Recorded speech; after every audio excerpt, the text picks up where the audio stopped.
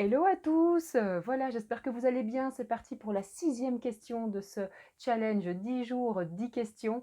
On est vraiment là maintenant au sixième jour, sixième question et je vais vous répondre à ça. J'espère que tout se passe bien jusqu'à présent pour vous, que vous êtes contents. Je n'attends que vos réactions, je n'attends que vos questions, je n'attends que vos remarques. Donc allez-y, n'hésitez pas en dessous des vidéos. C'est là pour ça, commentez ou en MP si vous préférez parce que vous n'avez pas envie voilà, de réagir directement sur le groupe, il n'y a aucun problème, c'est OK. Contactez-moi en MP, ça me fera fort plaisir donc de vous répondre. Alors, c'est parti pour la sixième question. Et la sixième question, eh bien, c'est celle-ci, c'est celle de Sandra qui me demande si on peut mettre en place un portfolio pour des élèves qui ne parlent pas la langue ou également pour des élèves qui sont non lecteurs. Eh bien, je vous réponds à ça tout de suite maintenant, là, directement, c'est parti. Alors, est-ce qu'on peut mettre en place un portfolio avec des élèves qui ne parlent pas la langue? Eh bien, la réponse, elle est ah bah oui. Et est-ce qu'on peut mettre en place un portfolio pour des élèves qui sont non lecteurs? Eh bien, la réponse, elle est ah bah oui. Ben voilà, voilà, j'ai fini ma vidéo, c'est fini. C'était oui. Mais non, je rigole. Je vais vous donner, bien entendu, quelques petites astuces et expériences vécues parce que c'est bien entendu le cas. Le portfolio avec des élèves non lecteurs ou qui ne parlent pas la langue, eh bien, c'est une expérience vécue et ça a été tout simplement très, très, très enrichissant. Je vous explique pourquoi. Alors, travailler dans une école à discrimination positive, bien entendu, des élèves qui ne parlent pas la langue, j'en ai croisé, je suis certaine que vous en avez également. Eh bien, le portfolio, il a un sens juste incroyable justement pour ce type d'élèves. Et il faut savoir que le portfolio avec les élèves au sein de l'enseignement, eh bien, c'est souvent avec ce type d'élèves-là en fait qu'on l'a envisagé, pas spécialement pour tous. C'était pour ces élèves qu'on dit souvent un besoin spécifique que des portfolios avaient été créés pour justement avoir leur outil plus personnel où on pouvait mettre en valeur des choses qu'on ne savait peut-être pas à travers les bulletins classiques. Eh bien, voilà, une chose qu'elle était bonne et puis qu'on s'est rendu compte qu'en fait, elle était même très bonne pour tous les élèves parce que le bulletin, finalement, comme je l'ai déjà dit dans de précédentes vidéos, ne résume que trop peu de choses. Et donc voilà, pour des élèves qui ne parlent pas la langue, je vais d'abord répondre à ça, ça a un sens juste extraordinaire et bien entendu que de le mettre en place. Tout simplement parce que du coup, on peut, à travers le portfolio, on peut exprimer vraiment la propre évolution. Vu qu'on prend l'élève à part entière, on peut vraiment y déposer sa propre évolution et vraiment avec peut-être des grilles spécifiques.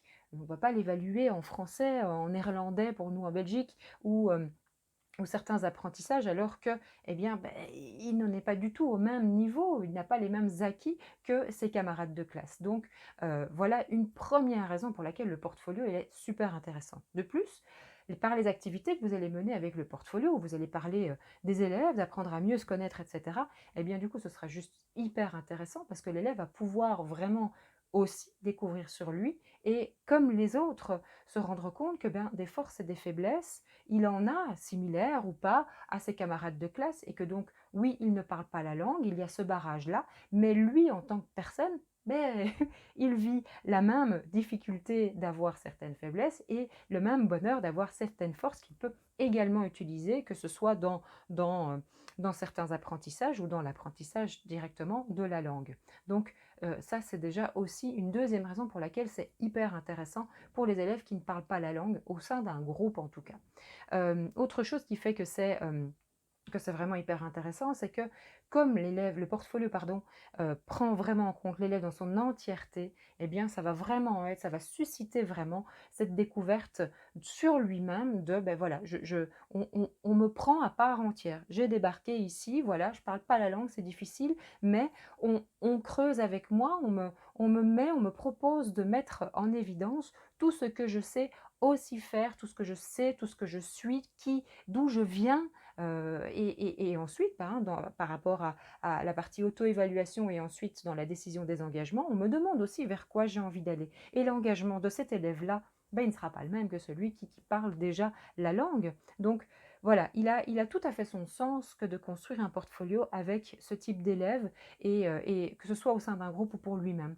C'est vraiment, vraiment hyper intéressant. Ça le met vraiment en valeur et ça lui fait vraiment voir que ah, ok, on me prend à part entière, on me prend avec tout ce que j'ai derrière moi, avec l'histoire qui fait que je suis ici, dans cette classe maintenant où je ne parle pas encore la même langue que les autres, et on me demande, on va construire avec moi vers quoi je vais.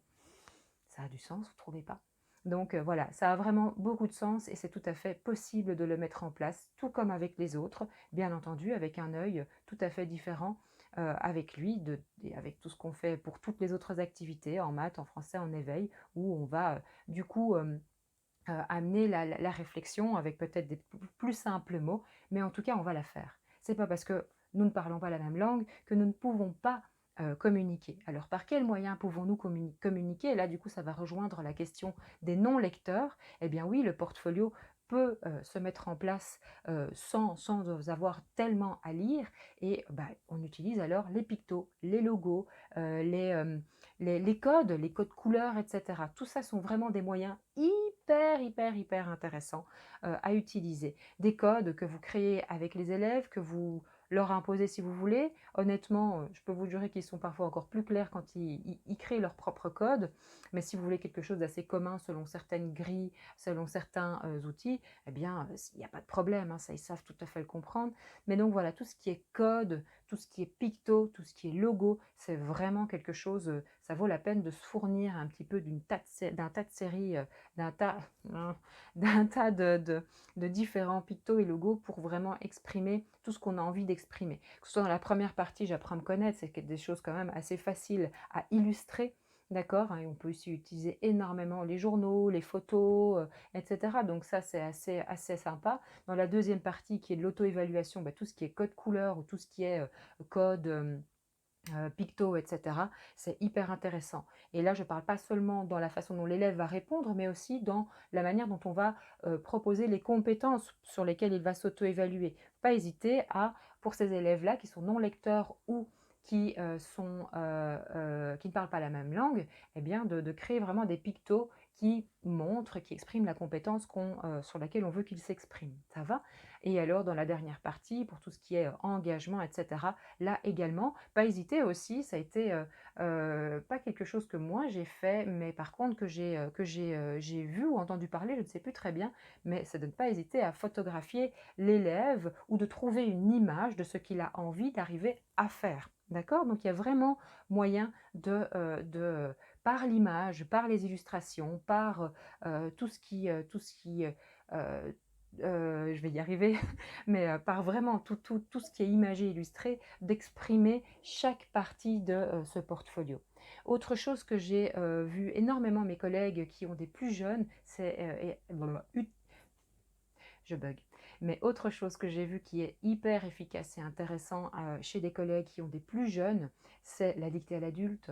Et c'est de vraiment aller vers les élèves, de discuter avec eux au moment de ces activités de réflexion, de leur faire dessiner dans un premier temps, et puis de passer chez eux et dire, bah tiens, explique-moi un petit peu. Ah ok. Et hop, ils nous expliquent, et nous, on le met par écrit. Dictée à l'adulte. Ce que j'ai vu aussi, c'était aussi une forme de dictée à l'adulte, c'est que je voyais l'enseignant qui écrivait la phrase que dit l'élève, mais l'enseignant sait quels sont les mots que l'élève serait capable d'écrire lui-même. Et donc il laisse quelques trous, il dit, ben voilà, là, à ces endroits-là, tu connais les mots, vas-y, va les écrire.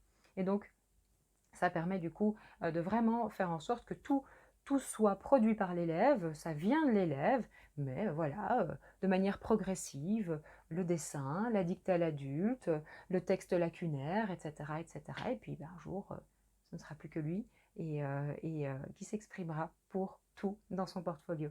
Donc voilà ce que je pouvais dire par rapport à cette question donc du portfolio avec des élèves qui ne parlent pas la langue ou des non-lecteurs. Voilà quelques petites astuces qui sont vraiment possibles pour que cette philosophie du portfolio se mette en place. J'ai quelques pictos, j'ai un outil de picto, etc., au niveau des compétences chez les plus petits que je peux partager. N'hésitez pas à m'envoyer un message si vous le désirez, parce que je pense que je ne sais pas le publier sur le groupe comme ça. Ça va? Voilà, je vous souhaite une bonne fin de journée, de soirée, de nuit. Et je vous encourage vraiment à y aller, à vous lancer, à réagir, à me montrer, à dire et on construira ensemble. Ciao et rendez-vous demain.